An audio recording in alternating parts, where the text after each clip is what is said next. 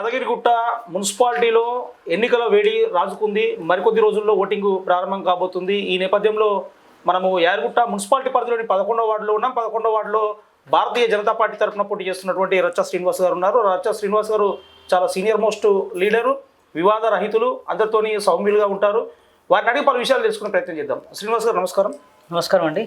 ఈ రోజున మీరు యాదగిరిగుట్ట పట్టణం నడిబొడ్డున ఉన్నటువంటి 11వ వార్డులో మీరు కౌన్సిలర్ అభ్యర్థిగా మీరు బీజేపీ తరఫున పోటీ చేస్తున్నారు. మీకు ఎట్లా అనిపిస్తుంది?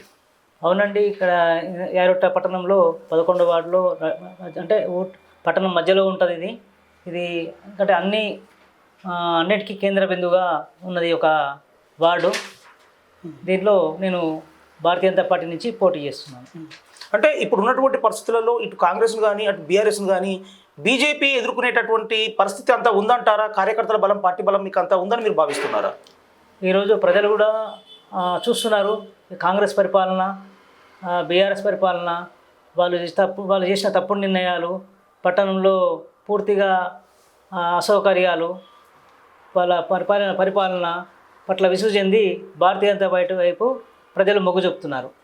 మీరు ప్రధానంగా 11వ వార్డు ప్రజలకు, ఓటర్లకు మీరు ఎటువంటి హామీని ఇవ్వదలుచుకున్నారు? మిమ్మల్ని ప్రజలు ఆశీర్వదించి మీకు విజయాన్ని అందిస్తే మీరు ఏం చేయదలుచుకున్నారు? 11వ వార్డు 11వ వార్డు ప్రజలకు మరియు ఇక్కడ ఏంటంటే వారికి ఉన్న సమస్యలు అనేకం.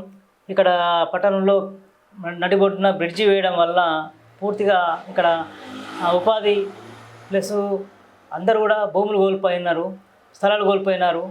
ఇక్కడ ఏంటంటే అది ఇంత పెద్ద డెవలప్మెంట్లో ఈ పట్టణంలో ఈ 11వ వార్డు ప్రజలు చాలామంది రోడ్డున పడ్డారని చెప్పొచ్చు.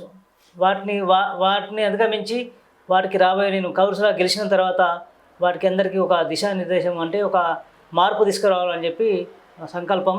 ఇంకా కేంద్రం నుంచి వచ్చే పథకాలను కూడా ప్రతి ఒక్క ఇంటికి చేర్చాలనేది మా ఉద్దేశం. వచ్చే పథకాలను ఈ యొక్క పార్టీలు అడ్డుకుంటున్నాయి. వాటిని చిట్ట చివరి వ్యక్తికి కూడా చేరవేయడానికే మేము ఈ యొక్క వార్డులో పోటీ చేయడానికి సిద్ధమైనాం. ముఖ్యంగా యాదగిరిగుట్ట పట్టణం నడిబొడ్డున ఉన్నటువంటి ఈ 11వ వార్డులో ఈ బ్రిడ్జి కూడా కొద్దిగా వ్యాపారులకు, ఇక్కడ స్థానికులకు ఉపాధి కోల్పోయే పరిస్థితిని తీసుకొచ్చింది. చాలామంది ఇబ్బంది పడుతున్నారు. ఈ సమస్యను పరిష్కరించడానికి మీరు ఎటువంటి చర్యలు తీసుకునే అవకాశం ఉంటుంది భవిష్యత్తులో? ముఖ్యంగా చాలామంది ఉపాధి కోల్పోయారు, షాపులు కోల్పోయినారు. ఎందుకంటే ఇది చేస్తా అని చెప్పి వీళ్ళు వాగ్దానాలు చేసి అధికారంలోకి వచ్చిన తర్వాత దాటిని తుంగలు దొక్కడం జరిగింది. అసలు బ్రిడ్జి కూడా గెలవంగానే 2 రోజుల్లో నేను తీసేస్తా అని చెప్పి ప్రమాణ స్వీకారం చేసి తెల్లారే తీస్తా అని చెప్పి గడపరాలు సిద్ధంగా ఉంచుకోవాలని చెప్పిన మాటలు ఆ గడపరాలు దొరుకుతలేవా వీళ్ళకి తెలియదు. ఆ యొక్క సమస్య అట్నే ఉంది. అయితే దానికి ఒక పరిణామం ఏంటంటే రాబోయే రోజుల్లో వీటికి మన దగ్గర మంచి ప్రణాళిక ఉన్నది. ఆ ప్రణాళికబద్ధంగా ఈ యొక్క వార్డు ప్రజలకు మేలు చేయడానికి శాశక్తిగా కృషి చేస్తాను. మీరు ప్రచారంలోకి వెళ్ళినప్పుడు ప్రజల నుంచి మీకు లభిస్తున్నటువంటి స్పందన ఏంటి? ఇంటింటికి తిరుగుతున్నప్పుడు ఓటర్ల నుంచి మీకు వస్తున్నటువంటి ఆదరణ ఎట్లా ఉందంటే ఏం చెప్తారు? చాలా బాగుంది. అందరూ కూడా కేంద్రం నుంచి వచ్చే పథకాలను ఇక్కడ పట్టణంలో నీటి సమస్య అయితేంది, డ్రైనేజ్ సమస్య అయితేంది, ఏది ఉన్నా కూడా కేంద్రం నుంచి వచ్చే నిధులతోనే జరుగుతున్నాయని చెప్పి ప్రజలు కూడా భావిస్తున్నారు. ఈరోజు స్ట్రీట్ లైట్స్ కానీ ప్రతిదీ కూడా కేంద్రం నుంచి వచ్చే ఫండ్స్ తోటే, ఆఖరికి చెత్త బండి కూడా కేంద్రం నుంచి వచ్చే నిధులతోటే నడుస్తున్నది. మున్సిపాలిటీకి వచ్చే నిధులు పూర్తిగా కేంద్రం నుంచి వచ్చే నిధులతోనే నడుస్తున్నది. అయితే ప్రజలు కూడా ఇప్పుడు గ్రహిస్తున్నారు. ఎందుకంటే వాళ్ళు మేమే ఇస్తున్నామని చెప్పి చెప్తున్నప్పటికీ ఈ యొక్క మున్సిపాలిటీకి ఇచ్చింది వాళ్ళు శూన్యం. ఇప్పుడు అమృత్ పథకం కింద కూడా కోట్లాది రూపాయలు కేంద్ర ప్రభుత్వం నుంచే రావడం జరిగింది. ఆ వచ్చే నిధులను కూడా వీళ్ళు సక్రమంగా ఖర్చు పెట్టక ఇష్టారీతిగా చేయడంతో కూడా ఆ యొక్క ప్రజలకు మేలు జరగడం లేదు. ముఖ్యంగా మీరు మీ ప్రచారంలో నేనే కనుక విజయం సాధిస్తే, ప్రజలు నన్ను ఆశీర్వదిస్తే నేను ఖచ్చితంగా ఇక్కడ ఈ ప్రాంతంలో ఉన్నటువంటి నిరుద్యోగులకు ఒక రకమైనటువంటి ఒక ఉపాధిని కల్పించగలుగుతా, అదేవిధంగా విద్యాపరంగా కూడా సేవలు అందించగలుగుతా అని మీరు చెప్తున్నటువంటి ప్రచారం సాగుతున్నది. ఏ విధంగా మీరు ఉపాధి కల్పించగలుగుతారు? ఏ విధంగా వైద్య సేవలు అందించగలుగుతారు ఇక్కడ ప్రజలకంటే ఏం చెప్తారు? కేంద్ర ప్రభుత్వం నుంచి అనేక సంక్షేమ పథకాలు ఉన్నాయి. అందులో భాగంగానే విశ్వకర్మ యోజన అనే పథకం ఉన్నది కేంద్రం నుంచి. ఆ పథకంలో బాగా చిన్న ఇండస్ట్రీస్ నెలకొల్పే అవకాశాలు ఉన్నాయి. ఆ యొక్క ఇండస్ట్రీస్ వల్ల ఇక్కడ ఉన్న ప్రాంతంలోని మహిళలకు మరియు నిరుద్యోగ యువతకు కూడా ఒక ఉపాధి చూపించడానికి అనేక మార్గాలు ఉన్నాయి. దాని ద్వారా ఆ యొక్క చిన్న ఇండస్ట్రీస్, చిన్న ఉపాధి సంబంధించిన కేంద్రాలు పెట్టి వాటి ద్వారా ప్రతి ఒక్క ఇంటికి కూడా ఒక ఉపాధి చూపే మార్గం మా దగ్గర ప్రణాళికబద్ధంగా ఉన్నది. ఆ ప్రణాళికతోని ఆ యొక్క అందరికి కూడా ఆ యొక్క నిరుద్యోగ సమస్యను కూడా కొంత అధిగమించడానికి మేము ప్రయత్నం చేస్తాం. ఇక్కడ ఉపాధి అనేది చాలా ఇంపార్టెంట్. ఉపాధి లేక చాలామంది అల్లల్లాడుతున్నారు. ఈ ఉపాధికి చిన్న స్మాల్ స్కేల్ ఇండస్ట్రీస్ పెట్టి వాటి ద్వారా జీవనోపాధి కల్పించడానికి మేము ముందుంటాము. ముఖ్యంగా మీరు అదేవిధంగా మీరు ప్రచారంలో చెప్తున్నటువంటి విషయం మరొకటి మా దృష్టికి వచ్చింది ఏంటంటే, మీ నాన్నగారు ప్రముఖ గ్రామీణ వైద్యులు, అదేవిధంగా సాహితీవేత్త అయినటువంటి డాక్టర్ రచ్చ యాదగిరి గారి పేరున ఒక ఫౌండేషన్ ఏర్పాటు చేసి సేవలు అందిస్తానని కూడా మీరు చెప్తున్నటువంటి విషయం మా దృష్టికి వస్తుంది. దీన్ని ఎలా మీరు చేయదలుచుకున్నారు? దీనికి ఉన్నటువంటి ప్రణాళిక ఏంటి? ఏంటంటే ఇక్కడ నాన్నగారి పేరు మీద ఏంటంటే ఒక సేవ కేంద్రం అంటే సేవా కార్యక్రమాలు చేయాలని దృఢ సంకల్పంతో ఉన్నాం. ఆ సేవా కార్యక్రమంలో భాగంగా అనేక సంక్షేమ పథకాలు కూడా చేసి వాళ్ళ ప్రజలకు చేదోడు బాధలుగా ఉండి ప్రజల్లో మమేకమవడానికి మేము ముందు ఉన్నాం. ఇక్కడ ప్రజల సమస్యలు మా సమస్యలుగా భావించి అనేక అది కూడా మన యొక్క ఈ ఫౌండేషన్ ద్వారా సేవా కార్యక్రమాలు చేయాలని చెప్పి తలచాము. ముఖ్యంగా వేసవికాలం వచ్చిందంటే ప్రజలకు తాగునీటి సమస్యలు ఎక్కువగా ఉంటాయి. ప్రధానంగా తాగునీరు అనేది చాలా చాలా ముఖ్యమైనటువంటిది. మీ 11వ వార్డు ప్రజలకు తాగునీటి సమస్యను పరిష్కరించడానికి మీరు ఇటు ఏ విధంగా ముందుకు కొనసాగుతారు? ఇక్కడ డ్రైనేజ్ సమస్య ఇప్పుడు అమృత్ స్కీమ్ కింద అనేక కోట్ల రూపాయలు రావడం జరిగింది. వాటిని సక్రమంగా వినియోగించి వార్డులో ఉన్న నీటి సమస్యను అధిగమించి ఇది ఇక వేసవి కాలం అయితే ఎప్పుడు కూడా నీటి సమస్యను తీర్చడానికి ముందుంటాం. అందులోనూ నీళ్లు వచ్చే దగ్గర వస్తున్నాయి, రాని దగ్గర రావట్లేవు. కొన్ని ప్రాంతాలకు నీళ్లు అంటే ఎక్కువ నీళ్లు వేస్ట్గా అవుతున్నాయి, ఇంకో దగ్గర నీళ్లు అసలే రావట్లేదు.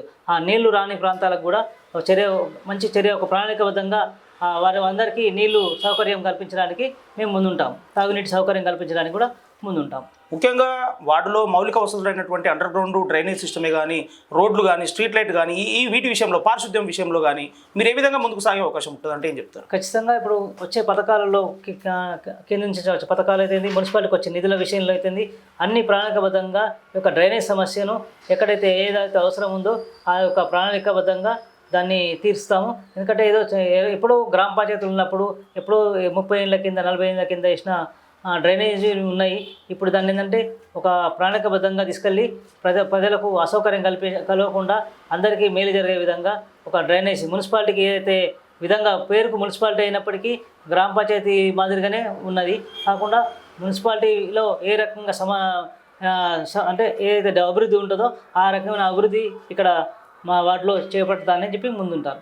ముఖ్యంగా వార్డులో యువకులు ఉంటారు, వాళ్ళకు క్రీడాశాల, వ్యాయామశాల అవసరం ఉంటుంది. అదేవిధంగా వాళ్ళు ఉన్నటువంటి క్రీడా నైపుణ్యాన్ని వెలికి తీసేటటువంటి అవసరం ఉంటుంది. అటువంటి క్రీడల్లో ఆసక్తి ఉన్న యువకులకు మీరు ఏ విధంగా సహాయపడగలుగుతారు? అదేవిధంగా పేద విద్యార్థులు ఉంటారు, వాళ్ళకు ఉన్నత చదువుల కోసం మీరు ఏమైనా సహాయపడే అవకాశం ఉంటుందా మీరు గెలిస్తే?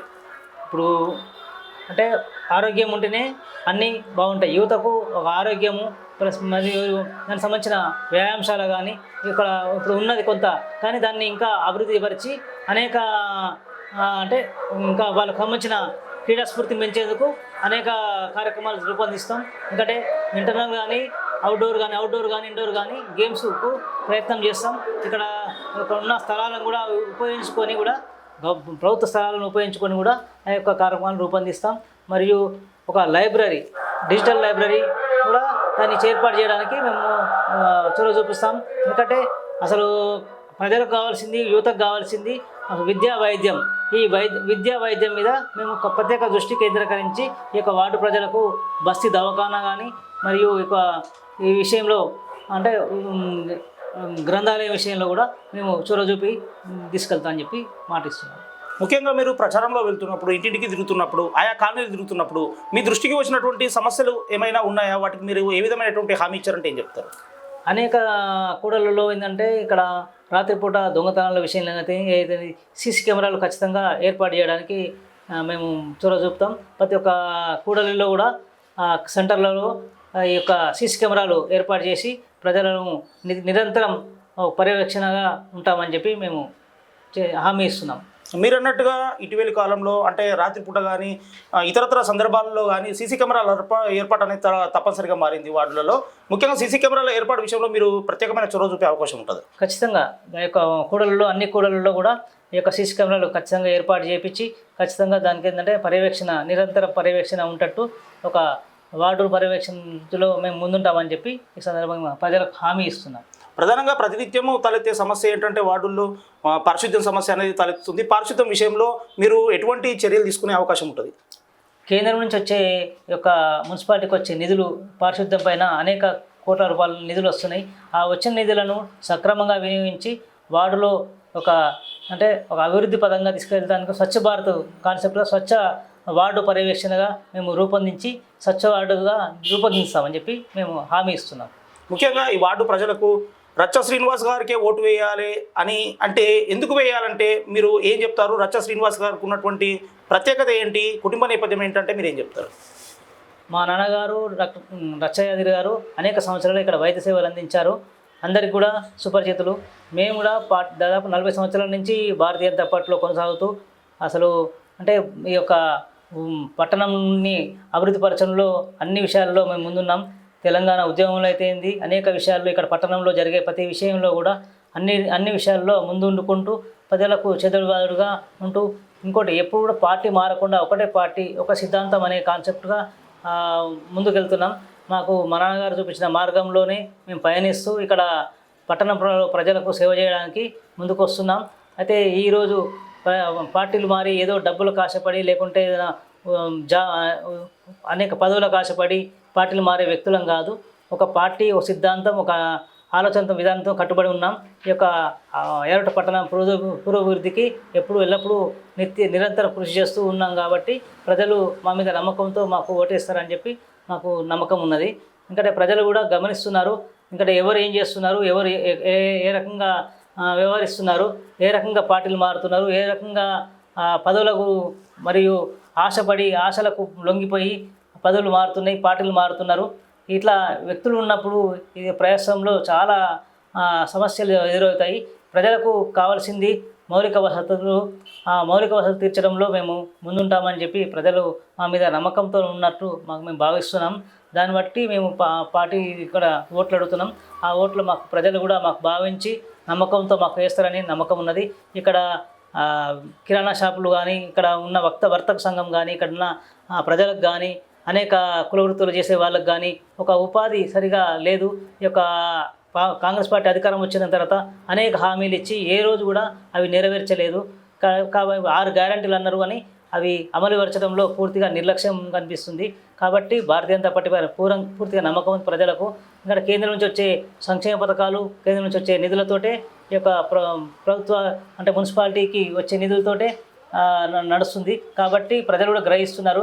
కేంద్రం నుంచి వచ్చే నిధులతోనే ఇప్పుడు రేషన్ బియ్యం అయితేంది, కరోనా టైంలో కరోనా వ్యాక్సిన్ ఇచ్చినారు, మరియు నరేంద్ర మోడీ గారు ఇచ్చే దిశానిర్దేశము కేంద్రం నుంచి వచ్చే నిధులతోటే ఈ యొక్క అభివృద్ధిని ముందుకు తీసుకెళ్దామని చెప్పి మేము మాటిస్తున్నాం.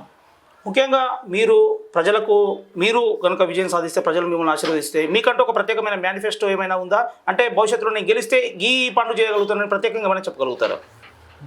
ముఖ్యంగా ఇక్కడ వార్డులో ఒక ఆఫీస్ నెలకొల్పి 24 గంటలు అందుబాటులో ఉండడానికి మేము పూర్తిగా ఇక్కడ వార్డులోనే ఒక ఆఫీస్ నెలకొల్పి ఆ వార్డు ద్వారా అక్కడ ఆఫీస్ ద్వారానే ప్రజలకు అందుబాటులో ఉండి నిరంతరం సేవలు అందిస్తాము. మరియు విద్యా ఉపాధి తప్పకుండా చూస్తాము. వైద్యం కూడా దానికి దేవస్థానం గతంలో ఉండగా ఇక్కడ ఏర్పాటు చేయలే హాస్పిటల్. కాబట్టి ఇప్పుడు ఒక వైద్యం గురించి ఒక ప్రణాళిక ఉంది. ఆ ప్రణాళిక ద్వారా వైద్యం అందించడానికి శాయశక్తులా కృషి చేస్తాము. ముఖ్యంగా ప్రజలకు కావాల్సింది విద్య, వైద్యం, ఉపాధి. ఈ మూడింటిపైన మేము ప్రత్యేక దృష్టి పెట్టి వారి యొక్క వార్డులో సమస్యలను తీరుస్తామని చెప్పి భావిస్తున్నాము. దానికి ప్రజలు ఖచ్చితంగా నన్ను గెలిపిస్తే ఈ యొక్క కాన్సెప్ట్తోనే ముందుకు పోతాం.